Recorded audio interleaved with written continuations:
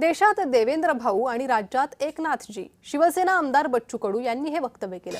देवाभाऊंनी दिल्लीची वारी करावी असं कडू म्हणतायत। देवेंद्र फडणवीसांनी देशाची सूत्र हाती घ्यावी असं विधान बच्चू कडू यांनी केलंय।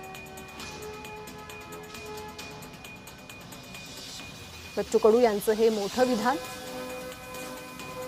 देवेंद्र फडणवीसांनी देशातील सूत्र हाती घ्यावी असं बच्चू कडू म्हणतात।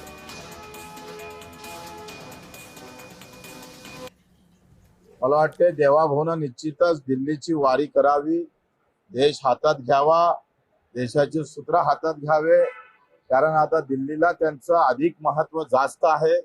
आणि मग त्या ठिकाणी निश्चितच मला वाटते शिंदे साहेबांनी इकडे महाराष्ट्रात एंट्री करावी आणि मग आम्ही पाहतोय देशात देवेंद्र भाऊ आणि महाराष्ट्रात एकनाथजी असा एक प्रवास सुरू झाला पाहिजे अशी अपेक्षा।